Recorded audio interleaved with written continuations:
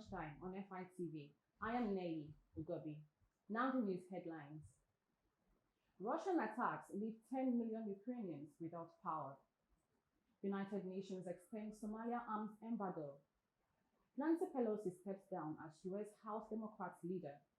At least 21 people have been killed in Jabalia refugee camp fire. Entertainment. R. Kelly's ex-manager jailed for stalking victims of abuse. And on sports, Sadio Mane ruled out of World Cup after surgery. Super Eagles fall woefully to Portugal. Now the news in detail. Less than 2 days after one of its worst bombardments to date, Russia bombarded Ukraine on Thursday, this time using missiles to target additional energy facilities and residential buildings. This is a modern Russian technique used in response to defeat on the battlefield, and its effects are now becoming more noticeable as 7 people died when a missile hit their apartment block in Vilnius, near the southern city of Zaporizhia, the Ukrainian presidency said. The city of Nikopol was hit by 70 shells in the same area, cutting out the water supply and electricity to thousands of households. Additionally targeted were a weapons factory in Dnipro and an East Coast gas production facility. Officials in the southern Odessa region and in Kharkiv in the north have recorded further infrastructure hits as well as civilian injuries. Despite significant protests from the Somali government, the UN Security Council agreed to keep Somalia on their weapons embargo, citing the need for sanctions to weaken al-Shabaab's activities since they continue to pose severe danger to regional peace and stability. The resolution, which also expresses concern over the ongoing presence of ISIS affiliates in the country in the Horn of Africa, was approved on Thursday by a vote of 11-0, with the abstentions of Russia, China, Gabon, and Ghana in support of the call by the Somali government, which is supported by the African Union, to lift the arms embargo.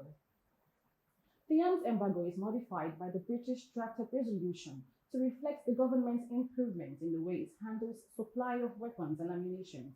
This includes approving the import of combat drones for use by Somalia's security forces and police, portable surface-to-air missiles, higher caliber mortars, anti-tank guided weapons, and some aircraft and vessels made for military use or modified for that purpose, unless the UNSC committee overseeing sanctions objects within 5 working days of receiving notification from the government. Nancy Pelosi, who has led the Democrats in the US House of Representatives for almost 20 years, has announced that she is standing down from the position. The first woman to hold the position of Speaker of the House is the most prominent Democrat in Congress. She will, however, continue to serve in the lower chamber of Congress as representative for her California district. This comes as Republicans are predicted to regain control of the House as a result of the midterm elections. Republican Kevin McCarthy, who has secured his party's candidacy, will likely succeed Nancy Pelosi as Speaker of the incoming Congress. New York Congressman Hakeem Jeffries is widely expected to assume the top Democratic leadership position in the House, making him the first Black lawmaker in US history. A fire in a structure in a heavily populated refugee camp in the Gaza Strip has claimed the lives of at least 21 people, including 10 children. The number of fatalities in the Jabalia refugee camp following the fire, which is currently under control, is expected to increase. Initial inquiry appeared to indicate a gas leak from a kitchen. This is as a local security officer informed newsmen. There are 8 camps in Gaza, one of which is called Jabalia. With videos on social media showing the whole structure engulfed in flames, Dr. Abo Laila, head of emergency services at the Indonesian hospital in North Gaza, describes the fire as huge.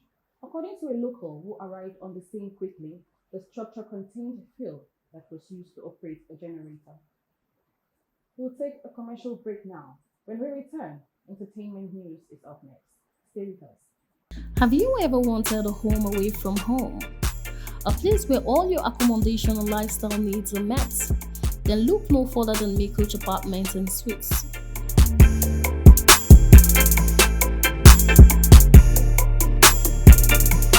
Mikoch Apartments and Suites comes furnished with minimalist yet plush Tuscan style interior designs with ambient scenery, a state-of-art kitchen, waiting services, and utmost privacy.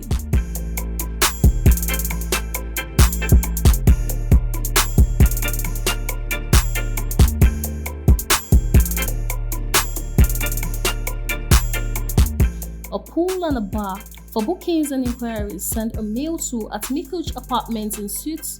Visit the website on www.mikuchapartmentsandsuites.com or call 0803 448 8808 and 0903 096 2030. Mikuch Apartments and Suites, the home of luxury. Welcome back. You're still watching Crunch Time on fitv. I am Nelly Ugabi.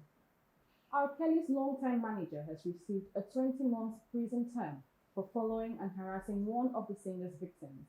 In July, Donnell Russell pleaded guilty to using threats and intimidation to silence one of R. Kelly's victims of abuse. He released explicit photos of her online under an identity in an attempt to prevent her from testifying against his client. Kelly was eventually found guilty of sex trafficking and racketeering and sentenced to 30 years in jail. Prosecutor said Russell, who describes himself as R. Kelly's manager, advisor, and friend, used reprehensible methods against the unidentified victim and her mother when she filed a civil case against the singer in 2018. Russell's lawyer stated before his sentence that he had led an otherwise excellent life until stepping the line in his attempts to gain favor with Robert Kelly. Prosecutors, on the other hand, have said it was critical to show victims that the law was on their side. Heading on to sports, Senegal's Football Association early on Tuesday announced that Sadio Mane will miss their first games in the competition. However, a further MRI scan performed on Thursday revealed the necessity for surgical intervention. Recall that on November 8th, Mane was taken off during Bayern's victory against Werder Bremen in the Bundesliga. The 30-year-old forward underwent successful surgery on Thursday to connect a tendon to the top of his right fibula, according to Bayern. The club stated the forward will start his recovery in Munich in the coming days. On Monday, Senegal's World Cup campaign gets underway against the Netherlands. The West African team is in Group A and will play host Qatar on November 25th and Ecuador on November 29th. In their first ever match, the Portuguese Seleção defeated the Nigerian Super Eagles 4-0 in their last match before the Qatar 2022 World Cup. The 2016 European champions defeated an uninspired and complacent Nigerian team with 2 goals from Bruno Fernandes in the first half and 2 more from Goncalo Ramos and João Mario in the second half. The Super Eagles have lost 5 of their last 7 games under Peseiro as they look to regroup in preparation for the 2023 Nations Cup. And that's it on the news this hour. Please do remember to like and share this video. For more updates, please follow us on our social media handles, on Facebook at fitv channel, on Instagram at fitv, and subscribe to our YouTube channel at fitv. Thank you for staying with us. I'm Nelly Ugabi.